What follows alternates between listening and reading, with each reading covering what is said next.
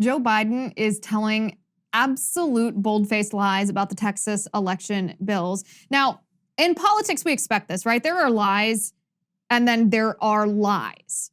And we tolerate it to a certain extent because political lies in general tend to be hyperbolic, right? They're the type that make our eyes roll. We know politicians are doing it because they just want to get their seat back.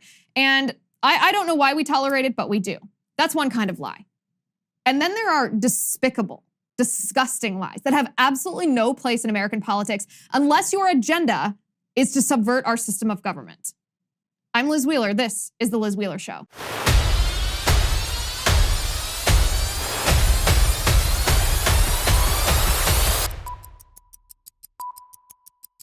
Joe Biden has been telling one of these despicable, disgusting lies that we should not tolerate in politics. And take a listen to it yourself. So hear me clearly. There's an unfolding assault taking place in America today, an attempt to suppress and subvert the right to vote and fair and free elections. An assault on democracy, an assault on liberty, an assault on who we are as Americans. For make no mistake, bullies and merchants of fear, peddlers of lies, are threatening the very foundation of our country. It gives me no pleasure to say this. I never thought in my entire career I'd ever have to say it. But I swore an oath to you, to God, to preserve, protect, and defend the Constitution. And that's an oath that forms a sacred trust to defend America against all threats, both foreign and domestic. The assault on free and fair elections is just such a threat, literally. I've said it before. We're facing the most significant test of our democracy since the Civil War. That's not hyperbole. Since the Civil War. Now, the first thing that I noticed when I listened to this clip, and this doesn't even have to do with election laws for 1 second, but the first thing I noticed is Joe Biden is conflating GOP election security laws, which are supported by half of our country, by the way, Republicans. So half of us, he's talking about half of us in this country with domestic terrorism. That's what Democrats think we are. Terrorists, domestic terrorists. So that's even aside from his allegation or this claim that election laws, GOP-supported election laws are the equivalent of Jim Crow laws. This is so absurd. It's utter nonsense. First of all, let's talk about Jim Crow for just a second. It's actually an insult to the people who suffered under Jim Crow laws to make this comparison. You're actually belittling what happened in our nation under Jim Crow. It's like that rule that you never compare anything to the Holocaust because nothing can compare to the horror of the Holocaust. Well, the same applies here to Jim Crow.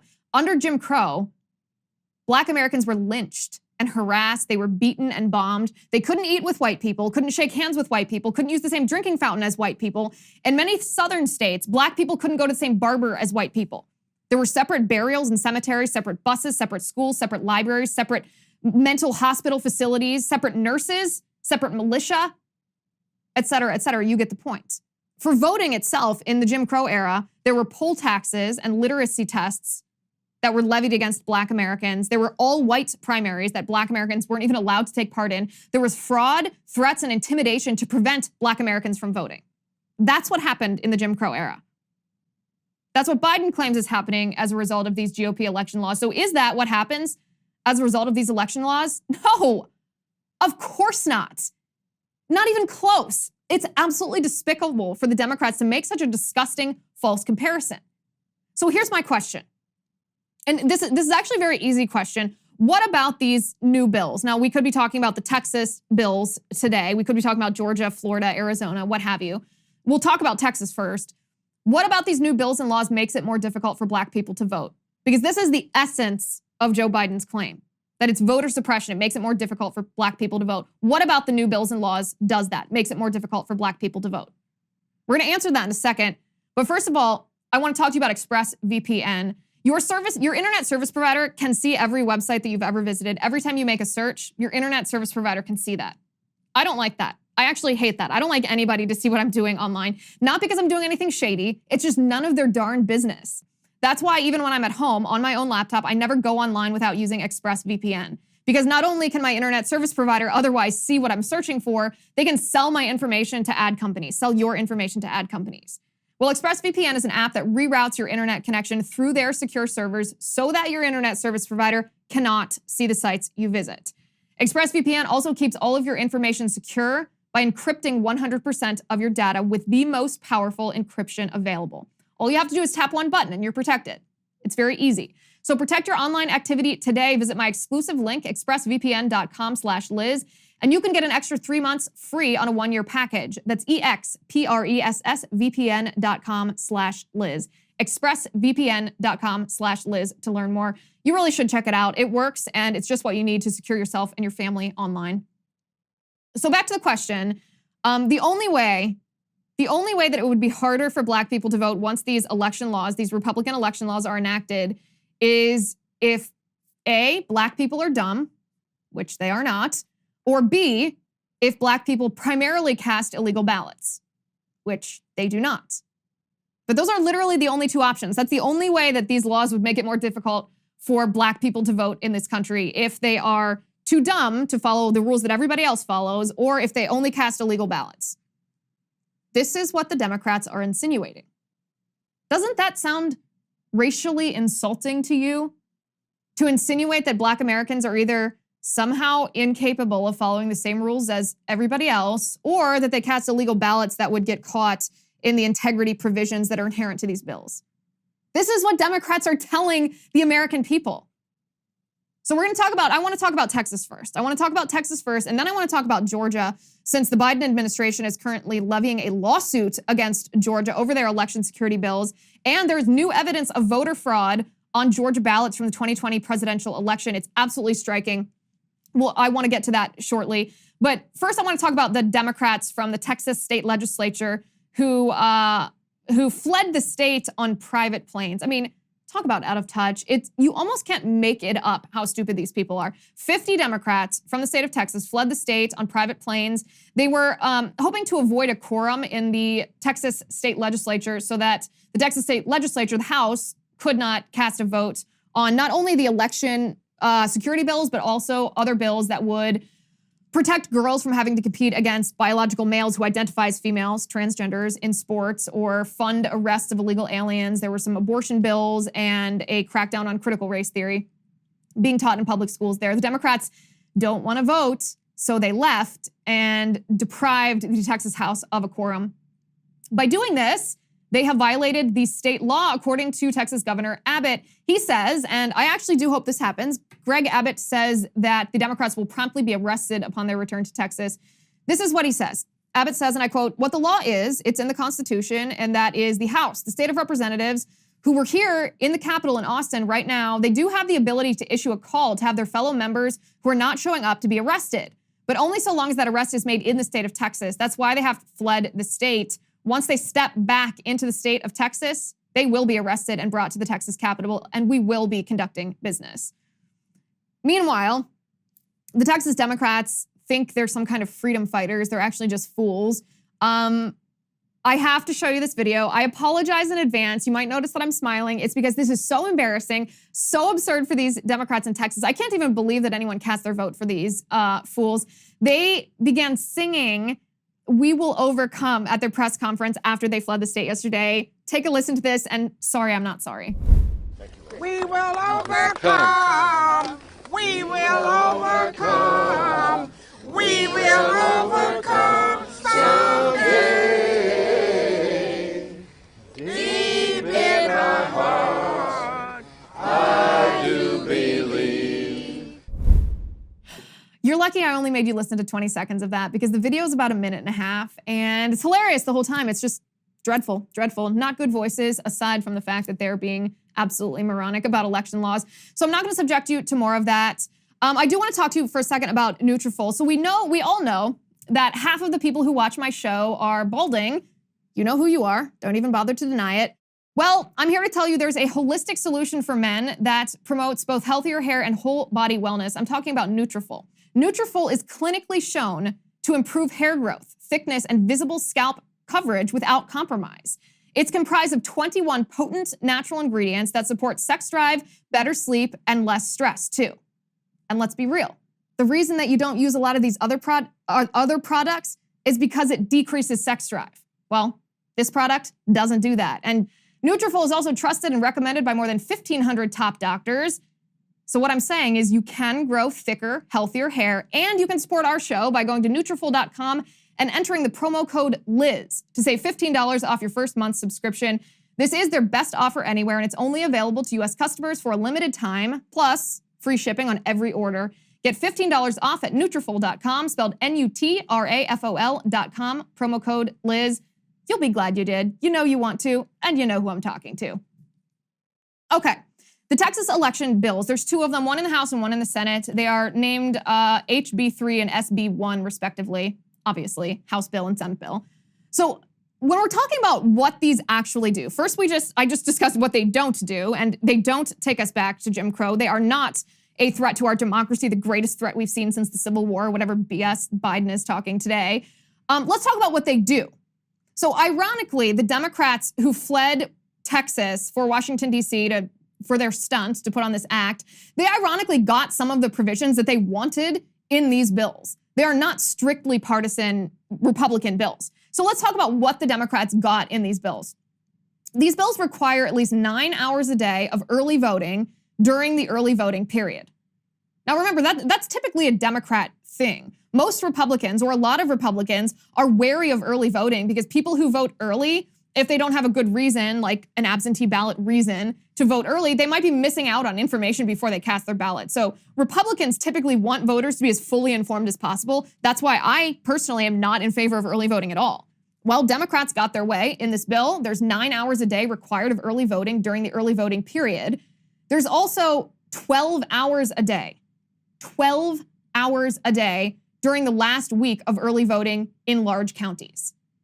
So these are provisions Democrats got. There's also a provision that requires election officials to notify the voter if their absentee ballot is either missing a signature or if the envelope signature to return the ballot doesn't match the ballot. In addition to that, the notification to the voter gets an opportunity to fix their ballot so that their vote is not discarded, so that it can be valid, so that it's counted. This is called curing ballots. Democrats wanted that. It's in these bills that they fled because they didn't want to vote on. There's also a provision that prevents a person from being convicted of a crime for voting provisionally while ineligible. Democrats wanted that, they got that. And there was a provision that was removed that would have made it easier to overturn an election if there had been fraud detected in the election. All of those things, Democrats wanted, Democrats got. But Democrats ran away from home. They won't vote on it.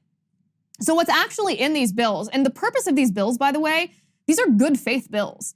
They're intended to secure elections so that the most people possible can cast votes in a way that is cognizant of the integrity of every person's vote. Because remember, every time a fraudulent vote occurs, that disenfranchises a legal voter.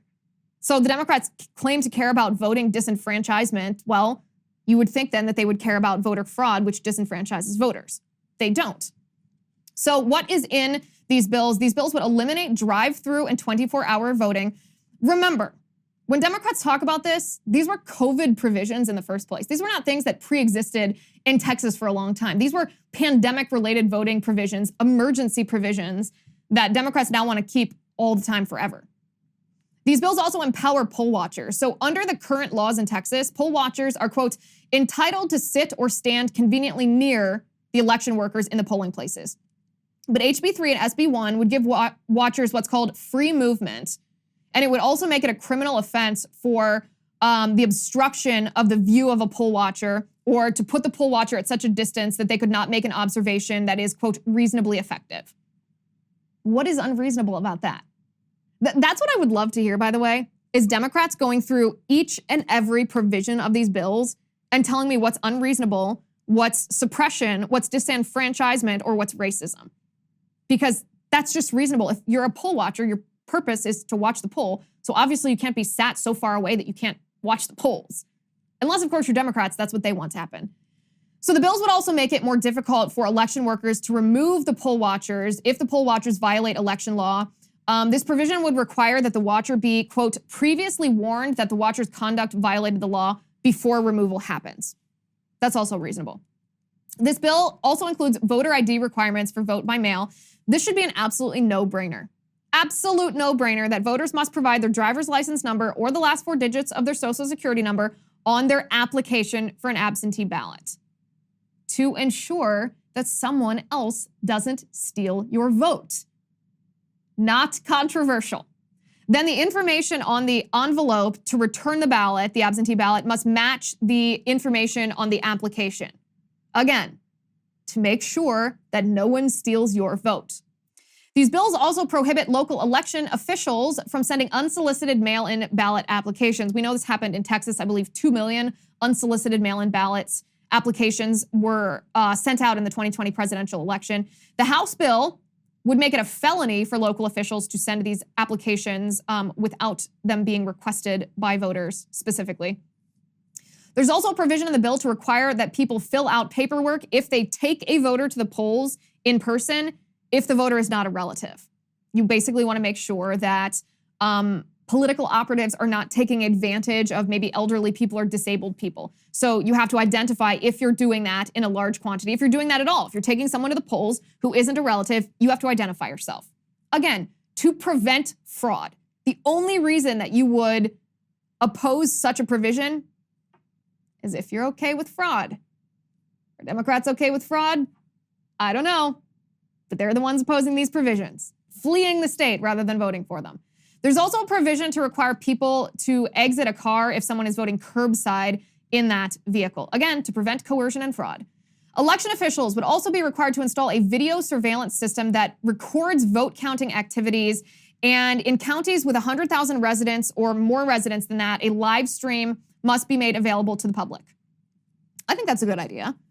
Now, those in large counties would also be required to install tracking software to monitor input and activity on vote counting electronic devices. And this would go into effect not until the beginning of 2024, January 1st of 2024. But if any equipment does not disable or remove any capacity to connect to the internet in any way, it would be prohibited from being used to count votes. So let me circle back to my original question here. Specifically, what about any of these provisions disenfranchise Black people from voting? That's utter nonsense. It's utter nonsense. Democrats, what they're doing is they're conjuring up images of horrific racial abuse and discrimination in order to scare voters into supporting Democrats' current radical positions. But every single word coming out of Democrats' mouths is utter nonsense. By the way, the Texas bill isn't even that strong. I said it. It's not even that strong. It's not as good as the Georgia bill. It's kind of watered down. The Democrats still flee the state because who knows why. Okay, speaking of fighting for what's right, I want to talk for a second about my friend Lila Rose. We are friends both in the conservative movement, but we are also friends off the air. And she has a new book out called Fighting for Life. It's a tremendous book. I'm tremendously proud of her for writing it.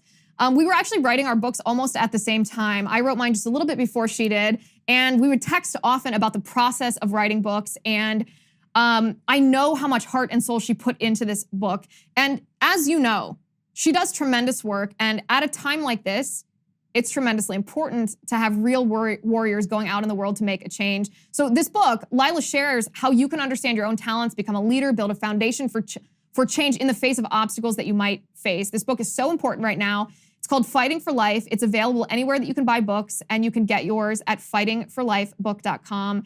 And if you do get it, send Lila a picture of yourself with a book. I know that that makes her day, and tell her that I said congratulations. Okay, moving away from Texas for a second, I want to talk about the state of Georgia now because there's also controversy in the state of Georgia, although the Democrats there, to my knowledge, have yet to take a private plane and hightail it out of there. But Joe Biden's Department of Justice is suing the state of Georgia over their election law. So I want to be very clear here. It's a stupid lawsuit. It's going to fail. It's going to fail because of 2 reasons. One, it's not a burden on the voter to do what everybody else has to do.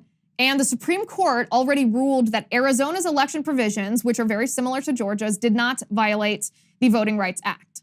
So why Joe Biden's Department of Justice is trying to levy this lawsuit is a real head scratcher because they're doomed to fail.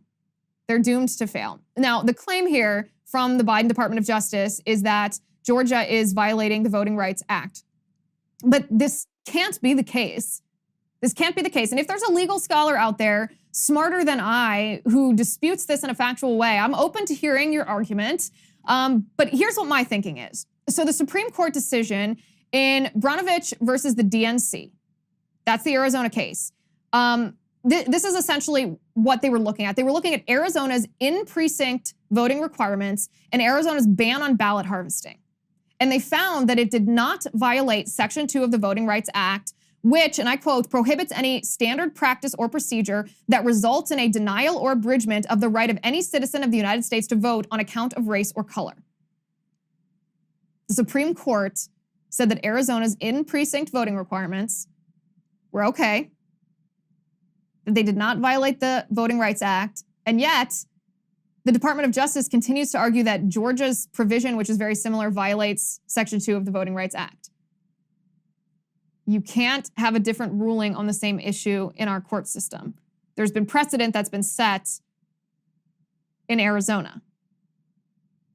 So the reason for this, and I want to quote Margot Cleveland from the Federalist directly here.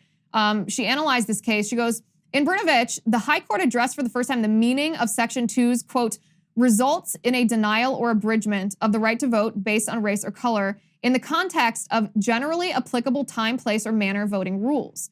The court laid out several guideposts for assessing whether voting is equally open as required by Section 2.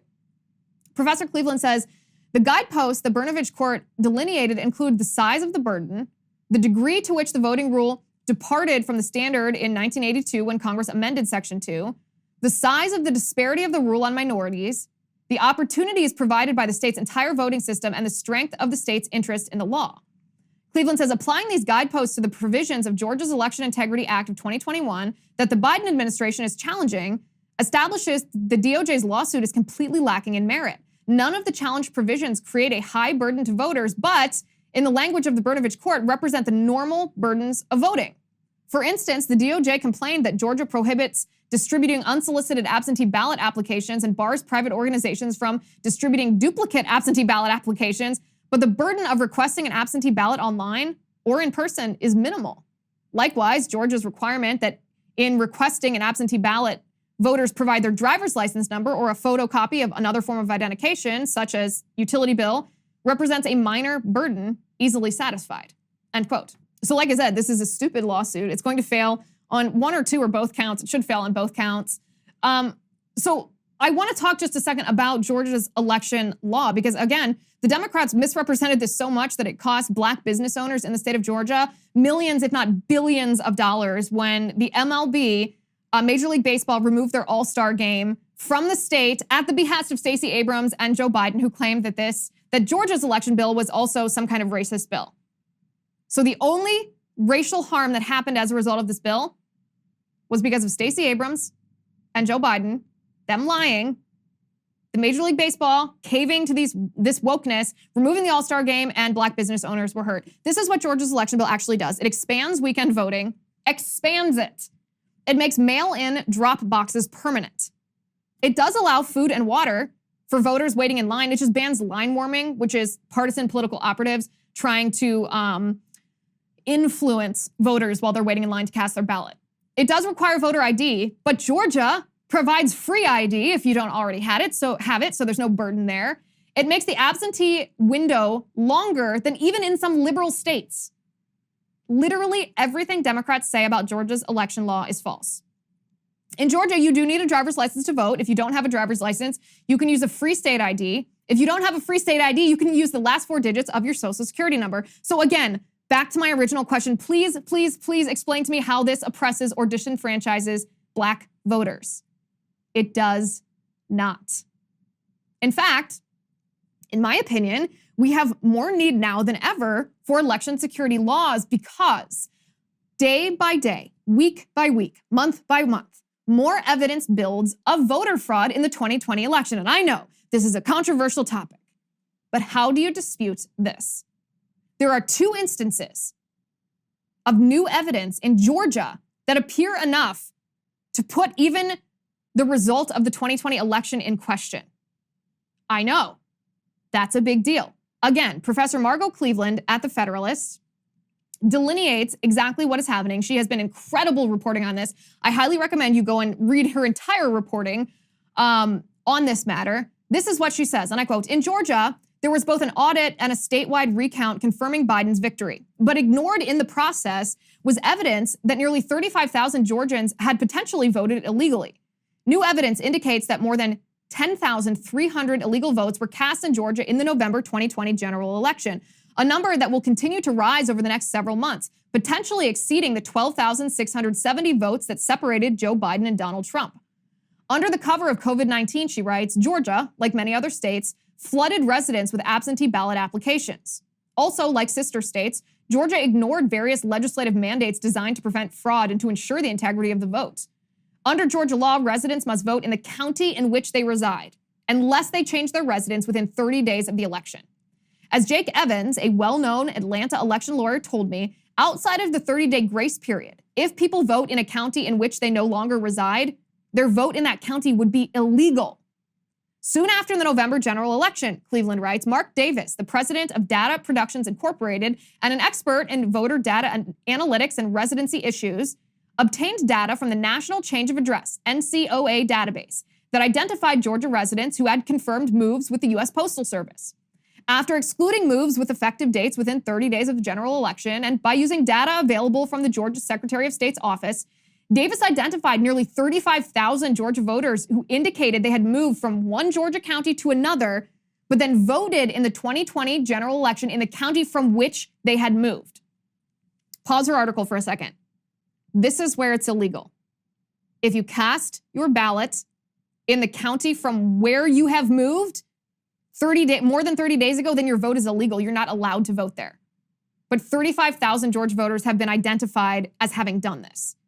This is pretty serious. So Cleveland goes on to say, some of those moves could have been temporary, involving students or members of the military, Davis stressed, adding that under Georgia law, temporary relocations do not alter citizens' residency status or render their votes illegal. But given the margins separating the two presidential candidates, approximately 1/3 of the votes at issue could have altered the outcome of the election.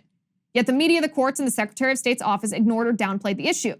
When Davis ran the data, he found that of the approximately 35,000 Georgians who indicated they had moved from one county to another county more than 30 days before the November general election, as of May, more than 10,300 had updated their voter registration information, providing the Secretary of State the exact address they had previously provided to the USPS. Those same 10,000 plus individuals all also cast ballots in the county in which they had previously lived. So what does that tell us? Pause the article again. What does that tell us? That tells us that they weren't temporary relocations, they weren't students, they weren't military, because they updated their voter registration after they cast their ballot to the same address that they had provided to the change of address at the post office, which means their votes were potentially illegal. That means they had moved permanently away from the county in which they cast their ballot in the general election. 10,000 of them had done that. Now, Cleveland says under Georgia law, a judge can order an election be redone if he or she sees there were enough illegal, irregular, or improperly rejected votes to cast the result of an election in doubt, or if they see evidence of systemic irregularities, Davis said. These issues were absolutely systemic, Davis stressed, noting they occurred in every county in the state, in every state house, state senate, and in every congressional district in the state. Cleveland says Davis's data proves significant because critics of Trump's challenge to the certification of Georgia's election results framed the NCOA information as either unreliable or of an insufficient magnitude to cast the outcome of the election in doubt. But by updating their voter registration information with the same address as contained in the NCOA database, the voters themselves have established the reliability of that information. The voters themselves confirmed that the move is not temporary. This is mind-blowing. You have to look into this. Because if this is the case, if this turns out to be the case, and I don't see how it doesn't when you have that confirmation that not only did 35,000 people vote in a county where they had moved away from, they confirmed that it was a permanent move by they themselves updating their voter registration to the address that they had notified the post office to forward their mail, or notified of a change of address. The voters themselves confirmed it was a permanent address. This has to be looked into. That's number one. And then also in Fulton County, Georgia, this has occurred. Take a look at this. All right, so what we're looking at here are two different batches of votes, scanner 5162 batch 234, image 59, and scanner 5162, batch 235, image 19. And what you can see is that, like on this vote right here, we've got this exact same little tail that shows on both of them. And if you think that maybe that's, if you think that maybe that's just a mistake or just a coincidence, here's the next one that shows, you can see Republican is written there, Republicans written there. This is ballot 61. This is ballot number 2. And then each one of them even has this little dot in the Fannie Willis. Okay, and do you have more of those? We have the entire batch. There's 62 images in here total, and I didn't even get a chance to go through all of them. But these are the most obvious ones where it's clear that it's the same. This one's got the little tail on the side.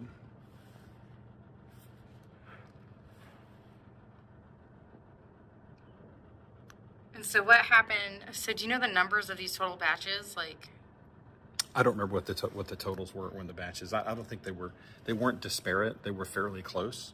But the simple fact that they so occurred. if you see that little bubble right there, this is one image. Here's another image. Exact same. And the batch number, was it 5162? Also scanner 5162. Okay, scanner. Batch number 235, image number 92, matches the same scanner 5162, batch 234, image 33. So there you have it. Duplicate ballots. The entire batch is scanned several times. So what this video does is this corroborates what we saw last year, the videos that show ballots being fed through the vote count machine multiple times. At the time, we obviously knew it was fishy, duh. But the left claimed that the ballots didn't register in the scanner and thus had to be scanned multiple times to be counted once so that those voters' votes weren't discounted. Okay, well, now new evidence shows that what Democrats claimed wasn't the case. New evidence shows that the ballots were counted multiple times. And funnily enough, who were those ballots cast for? For Biden, of course. So don't tell me we don't need new laws to ensure the integrity of our elections, to ensure the protection of your vote and my vote. The Democrats don't want that election security because perhaps how else would they win? We've been talking a lot about Dr. Fauci, and I hate to beat a dead horse here, but every time this man opens his mouth, it is flabbergasting that anyone would have him on TV and that anyone listens to his advice. In this case, Dr. Fauci says, without a doubt, 3-year-old babies should be wearing face masks. Take a listen to this and try not to get as angry as I am. You know that children under the age of 12 who are not eligible for the vaccines generally do not get sick, don't get COVID, or don't get as ill with it. But what does this spread of the Delta variant mean for them, for the children under the age of 12? And what's the timeline for when they might become eligible? Well, a couple of questions, and the answers are the children who are not able to get vaccinated because of their age should follow, their parents should follow with them, the guidelines of the CDC. That unvaccinated children of a certain age, greater than 2 years old, should be wearing masks. No doubt about that. That's the way to protect them from getting infected, because if they do, they can then spread the infection to someone else. So the CDC guidelines for unvaccinated people, including children, are not changed at all. The man is totally nuts. What just came out of his mouth is totally nuts. And I say this with all due respect, but any parent with a 3-year-old baby who adheres to this insanity is also nuts. I will never, never do this with my daughter. Never, under any circumstances. I equate this to child abuse. I would never do it. That's all I have to say about that. Do not do it. Now, we always ask the question to Marxists. This is pivoting just a little bit, something else I want to talk about. We always ask the question to Marxists, well, if you hate America so much, what nation would you rather live in if you think America's so horrible and so racist? This is a hypothetical question that is a trick question because there is no good answer. Who would want to live in a country other than America? Because we're the freest, most prosperous nation in the history of the world. Well, I underestimated the left, I should say. Nikole Hannah-Jones, you might remember her. She's the author of the New York Times infamous, ahistorical, racist 1619 Project. She answered this question for us. Take a listen. I mean, let me just, I'm definitely not an expert on race relations internationally. And it's also hard to look at countries that didn't have, large institutions of slavery and compare them to the United States. The answer is probably going to be surprising that I'm going to give, which is if you want to see the most equal multiracial, it's not a democracy, most equal multiracial country in our hemisphere, it would be Cuba. Cuba has the least inequality between Black and white people of any place really in the hemisphere. That's, the Caribbean, most of the Caribbean, it's hard to count because the white population in a lot of those countries is very, very small. They're countries run by Black folks, but in places that are truly at least biracial countries, Cuba actually has the least inequality. And that's largely due to socialism, which I'm sure no one wants to hear. Of course she wants to go to a communist nation. Of course. Of course it's communism that does race relations better, according to her. So absurd. And what's even worse is she actually credits socialism with better race relations. Yes, Nikole Hannah-Jones, there is equity in communism. Everybody is enslaved, everybody is impoverished, and everybody is oppressed. Except the ruling class, of course. Ridiculous. But it's from their own mouth. I mean, we don't even have to make this stuff up. We don't even have to infer this nonsense. They admit it themselves, that she thinks that racial relations in Cuba, communist Cuba, are better than the United States of America. It's the stupidest thing I've ever heard. Also stupid, Biden's Secretary of Department of Homeland Security, Mayorkas. This is a guy, by the way, that I said from the beginning should never, ever have been confirmed to this position. He is an absolute nutcase. He said in the wake, and we talked about this week as well, as the Cuban people rise up against the communist dictatorship in their country at absolutely great personal risk to themselves, DHS Secretary Mayorkas says that Cubans who are fleeing communism will not be allowed to enter the United States even if they claim asylum. Can you believe this guy? He said Cuban migrants, Haitian migrants, asylum seekers who try to come to the U.S. by boat will not be allowed to enter the country. This is his quote. If individuals establish a well-founded fear of persecution or torture, they are referred to third countries for resettlement. They will not enter the United States. Even if you're going to be persecuted, even if you're going to be tortured, no asylum here in the land of the free? If you're fleeing a communist nation. Let me ask you this, Secretary Mayorkas. Is this the same standard that you apply to the southern border with Mexico, to people coming, claiming asylum? Because I thought you were releasing tens of thousands of so-called asylum seekers into the United States without, some of them, without even having court dates to establish the validity of their asylum claims. So that's how we treat the Mexican border. But when Cuban asylum seekers fleeing communism, fear of torture by the communist regime, they're just not welcome here? Sir, you ended the Remain in Mexico policy. The Remain in Mexico policy had asylum seekers that wanted to cross our southern border stay in Mexico until their claims could be adjudicated. You ended that. You allow them into the United States now. And we all know what happens when you allow them into the United States. They fade into the shadows of the US. They don't show up to their court dates, and your problem is solved because you don't have to ever deal with them again. So why target Cuban asylum seekers now when they're rising up against communism? Oh, I know why. It's because you don't want to admit that communism is a threat to the lives of these freedom-seeking people.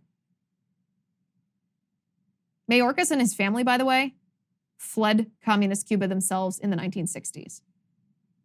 The nerve of this guy. Let's talk about the space race for a second. This is an interesting conversation that I've been having with my producer, the great and powerful Jay Hay. So there's this space race that's happening between three billionaires, Jeff Bezos, Richard Branson, and Elon Musk, right? So Branson wanted to go to space himself. His flight actually happened this past Sunday. He had moved his flight up because he wanted to be in space before Bezos. Bezos has a plan to take off, I think, on July 20th. My first reaction to this is the ego of these guys, right? The ego of these guys. Imagine having so much money that this is what you do to play. This is what you do to play. You compete to see who gets into space first. But there is a bit more, not hypothetical, there's a bit more theoretical underpinning to this space race that I do think is worth talking about. And it has to do not just with these men, whether they're liberal or conservative, how they got their money, whether they're billionaires or whether I think they're good or bad people. It's actually has nothing to do with any of that. It has to do with just our country. The power of our country, the fact that America is the world's superpower, yet there's a question of whether the American empire, if you will, is expanding or whether we are on the decline. And it's in a political sense, when Democrats are in charge and they undermine American greatness and American exceptionalism and, kowtow to our enemies, it's easy to think that America's going to decline, that we aren't going to be the world superpower anymore. But here's an interesting point. When empires are expanding, these countries are constantly exploring and innovating and seeking new things, if you will. It's a literal expansion. Now, whether this is knowledge, whether it is prosperity, it doesn't have to be land exploration in the literal sense, but there's a constant expansion that is happening when empires are still growing, when they are still on the rise. But you contrast that with empires that are in decline. What happens when empires are in decline is, as a nation, we turn inward. And what I mean by that is masculinity, the traditional idea of masculinity, is no longer needed. The protection of men, the provision from men, the manly, I don't even know what the word is, but this manly urge for exploration, building, creating, innovating, it isn't needed the same way, and so it withers. Here in America, we are at this tipping point. Are we continuing to be on the rise as a nation, or are we on the decline? Because we're safe, we're explored, our nation is settled. So the question is, what's next? Will we continue to innovate? Will we continue to expand? Or will we fold into ourselves? That is why the space race should be interesting to people, even if you don't care about space, even if you don't like Jeff Bezos, even if you think it's a giant exercise of their egos to buy themselves a toy spaceship and launch themselves into space. This is why it's interesting, though, because space is the final frontier in a sense. This is a way that this is a place we haven't explored, a way that we haven't innovated. And yet, we now have a race, a competition to explore this and expand this and innovate in space. And it's interesting. Now, to be fair, not all of this is interesting. While workshopping this idea yesterday, Jay Hay started talking to me about why people, maybe even conservatives, should live on the moon. Don't ask. I'm actually sorry I asked. My question to him was more of an exclamation of what? Why?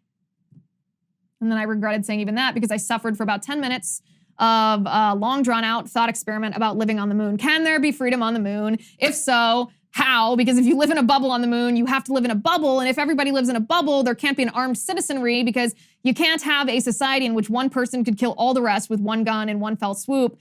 But can you actually be free without an armed citizenry? I wrote half the script of the show today before his rant had ended. Let's just say that. So the point of this is Jay Hay likes science fiction too much, but the space race is still a thing to behold. And for that, I will give him great credit for pointing this out, because a country heading in the right direction, growing, expanding, innovating, now he's talking in my ear, must continue to explore. And that's what we're doing with the space race. Either that or these billionaires just have huge egos to satisfy. But I'm interested in your thoughts on this topic. Okay, before we wrap for the week, and right now, by the way, Jay Hay is in my ear saying it's not science fiction, it's just science. So I'll let you weigh in on that, and I'm going to ignore him for a moment. Before we wrap for the week, I want to take a second and thank our locals VIP of the week, KG Teague. joined the Liz Wheeler Show community on Locals. We are extremely happy to have you. I think that you will find that we have fun over there. There's a lot of insider information, a lot of talking that happens about political discussions, question and answer, all the stuff you guys know that happens over there. Welcome aboard, KG Teague. You are our Locals VIP of the week. Okay, we always have more to talk about, but unfortunately we're out of time for today. So until next time, think for yourself, use critical thought, question authority, follow the facts, and don't let government or corporate wokeism or cultural Marxism or anybody bully you into being a sheep. Please subscribe to the show on Apple Podcasts. Give us a 5-star rating. Write us a glowing review. Thanks for watching. Thanks for listening. I'm Liz Wheeler. This is The Liz Wheeler Show. The Liz Wheeler Show is produced by Jonathan Hay, executive producer Chad Abbott, director of photography Kevin McRoberts, editor Alejandro Figueroa, assistant editor Michael Wall, sound mixer Robin Fenderson, post-production manager Victoria Metzel, director of marketing Emily Washler, production and talent coordinator Matt Toffler, senior publicist Patricia Jackson, and production assistant Mickey Pisani. This has been a Soundfront production.